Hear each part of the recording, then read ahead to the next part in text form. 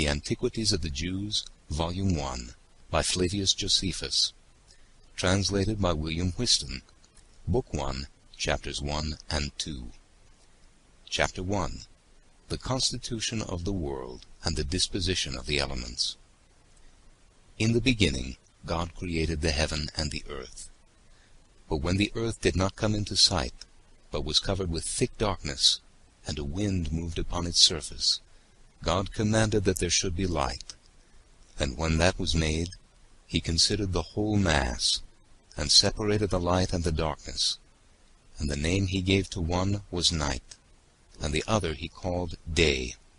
And he named the beginning of light, and the time of rest, the evening and the morning. And this was indeed the first day. But Moses said it was one day, the cause of which I am able to give even now.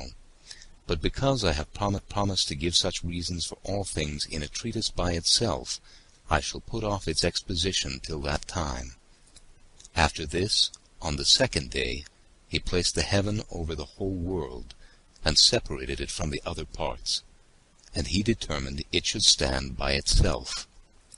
He also placed a crystalline firmament round it, and put it together in a manner agreeable to the earth, and fitted it for giving moisture and rain, and for affording the advantage of dews. On the third day he appointed the dry land to appear, with the sea itself round about it. And on the very same day he made the plants and the seeds to spring out of the earth. On the fourth day he adorned the heaven with the sun, the moon, and the other stars, and appointed them their motions and courses, that the vicissitudes of the seasons might be clearly signified. And on the fifth day he produced the living creatures, both those that swim and those that fly, the former in the sea, the latter in the air. He also sorted them as to society and mixture for procreation, and that their kinds might increase and multiply. On the sixth day he created the four-footed beasts, and made them male and female.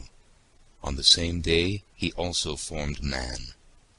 Accordingly Moses said, that in just 6 days the world and all that is therein was made, and that the seventh day was a rest, and a release from the labor of such operations. Whence it is that we celebrate a rest from our labors on that day, and call it the Sabbath, which word denotes rest in the Hebrew tongue. Moreover, Moses, after the seventh day was over, begins to talk philosophically, and concerning the form thus, that God took dust from the ground, and formed man, and inserted in him a spirit and a soul. This man was called Adam, which in the Hebrew tongue signifies one that is red, because he was formed out of red earth, compounded together. For of that kind is virgin and true earth. God also presented the living creatures, when he had made them, according to their kinds, both male and female, to Adam, who gave them those names by which they are still called. But when he saw that Adam had no female companion, no society, for there was no such created, and that he wondered at the other animals which were male and female, he laid him asleep, and took away one of his ribs, and out of it formed the woman. Whereupon Adam knew her when she was brought to him, and acknowledged that she was made out of himself. Now a woman is called in the Hebrew tongue Isa, but the name of this woman was Eve, which signifies the mother of all living. Moses says further that God planted a paradise in the east, flourishing with all sorts of trees, and that among them was the tree of life, and another of knowledge, whereby was to be known what was good and evil. And that when he brought Adam and his wife into this garden, he commanded them to take care of the plants. Now the garden was watered by one river, which ran round about the whole earth, and was divided into 4 parts.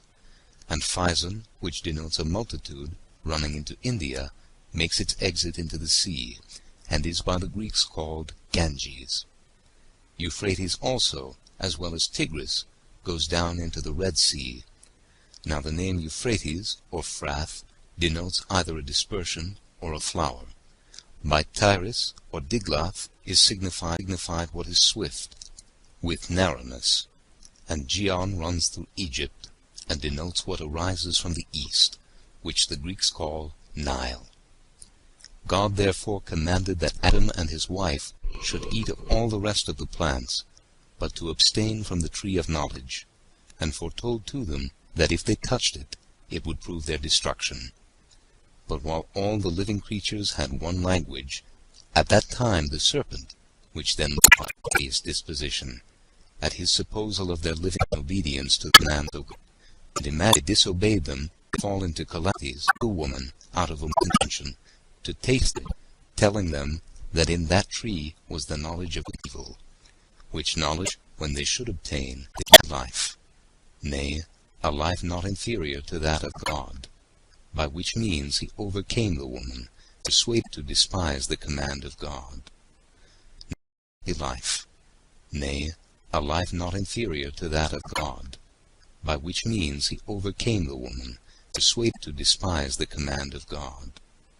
Now when she tasted of that tree, and was pleased with its fruit, she persuaded to make use of it also. Upon this they perceived they were become naked one another, and being assured that here abroad, they invented somewhat to cover them. They sharpened their understanding, and they covered them with fig leaves, and tied for them out. They thought they were happier than they were before, had discovered what they were. But when God was wont before to come, being conscious of his wicked behavior, went out of the way. This behavior surprised God, and he asked what was the cause of this his procedure, and why he that before delighted in that conversation did now fly from it, and avoid it. When he made no reply, as conscious that before delighted in that conversation did now fly from it, and avoid it. When he made no reply, as conscious to himself that he had transgressed the command of God, God said, I had before determined about you both, how you might lead a happy life, without any affliction, and care, and vexation of soul, and that all things which might contribute to your enjoyment and pleasure should grow up by my providence of their own accord, without your own labor and painstaking, which state of labor and painstaking would soon bring on old age, and death would not be at any remote distance. But now thou hast abused this my good will, and hast disobeyed my commands, for thy silence is not the sign of thy virtue, but of thy evil conscience.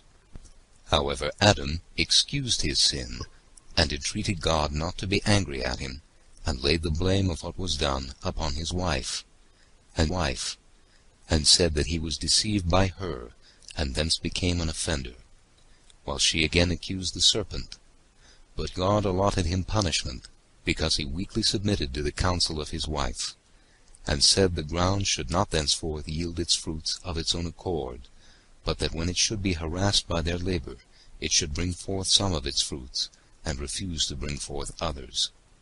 He also made Eve liable to the inconveniency of breeding, and the sharp pains of bringing forth children, and this because she persuaded Adam with the same arguments wherewith the serpent had persuaded her, and had thereby brought him into a calamitous condition. He also deprived the serpent of speech, out of indignation at his malicious disposition towards Adam.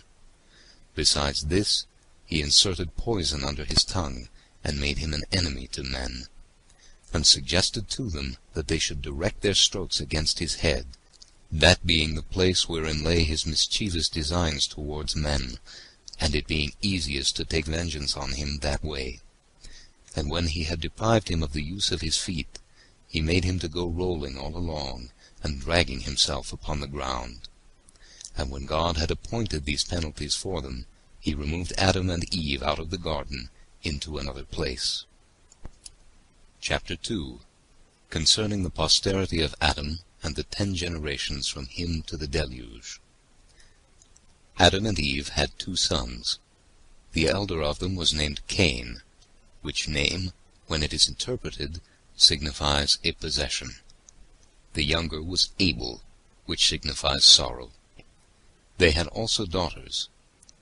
Now the 2 brethren were pleased with different courses of life, for Abel the younger was a lover of righteousness, and believing that God was present and believing that God was present at all his actions, he excelled in virtue, and his employment was that of a shepherd.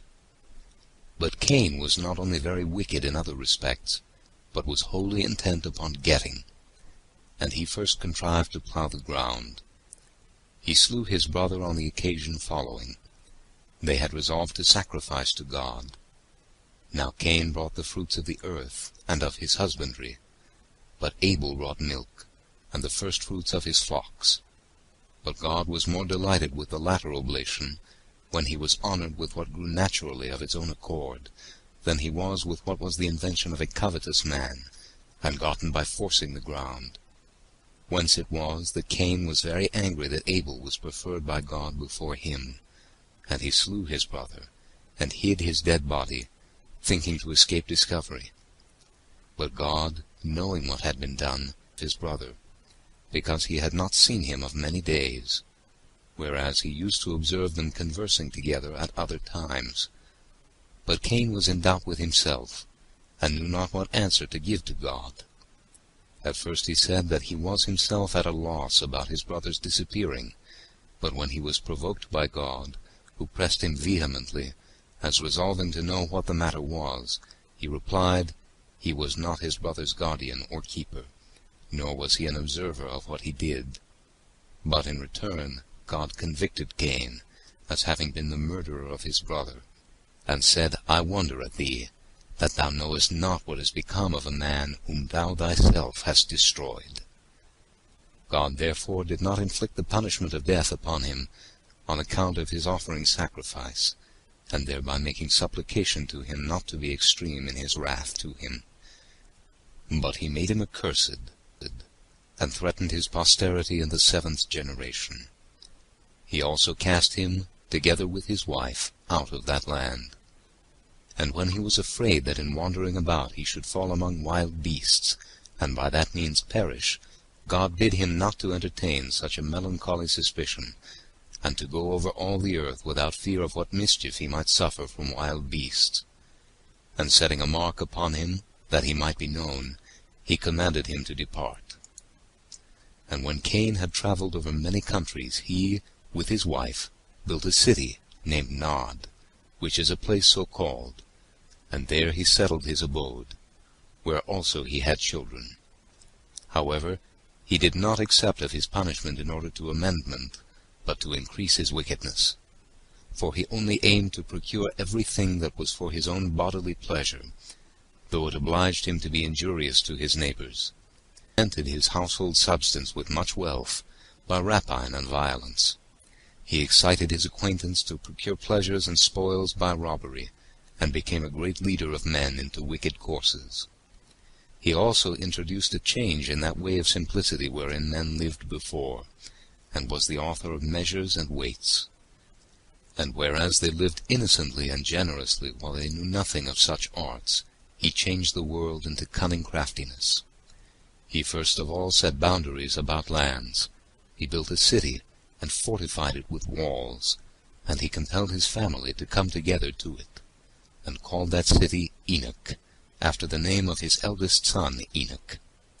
Now Jared was the son of Enoch, whose son was Maleleel, whose son was Methuselah, whose son was Lamech, who had 77 children by 2 wives, Silla and Ada. Of those children by Ada, one was Jabal.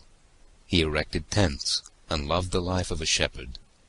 But Jubal, who was born of the same mother with him, exercised himself in music, and invented the psaltery and the harp. But Tubal, one of his children by the other wife, exceeded all men in strength, and was very expert and famous in martial performances. He procured what tended to the pleasures of the body by that method, and first of all invented the art of making brass. Lamech was also the father of a daughter, whose name was Naamah. And because he was so skillful in matters of divine revelation, that he knew he was to be punished for Cain's murder of his brother, he made that known to his wives. Nay, even while Adam was alive, it came to pass that the posterity of Cain became exceedingly wicked, every one successively dying, one after another, more wicked than the former. They were former. They were intolerable in war, and vehement in robberies. And if any one was slow to murder people, yet was he bold in his profligate behavior, in acting unjustly, and doing injuries for gain. Now Adam, who was the first man, and made out of the earth, for our discourse must now be about him, after Abel was slain, and Cain fled away on account of his murder, was solicitous for posterity, and had a vehement desire of children, he being 230 years old, after which time he lived other 700, and then died. He had indeed many other children, but Seth in particular. As for the rest, it would be tedious to name them. I will therefore only endeavor to give an account of those that proceeded from Seth. Now this Seth, when he was brought up, and came to those years in which he could discern what was good, began. And as he was himself of an excellent character, so did he leave children behind him who imitated his virtues. All these proved to be of good dispositions. They also inhabited the same country without dissensions, and in a happy condition, without any misfortunes falling upon them, till they died. They also were the inventors of that peculiar sort of wisdom which is concerned with the heavenly bodies, and their order. And that their inventions might not be lost before they were sufficiently known, upon Adam's prediction that the world was to be destroyed at one time by the force of fire, and at another time by the violence and quantity of water, they made 2 pillars, the one of brick, the other of stone. They inscribed their discoveries on them both, that in case the pillar of brick should be destroyed by the flood, the pillar of stone might remain, and exhibit those discoveries to mankind, and also inform them that there was another pillar of brick erected by them. Now this remains in the land of Syriad to this day. End of Book 1, chapters 1 and 2.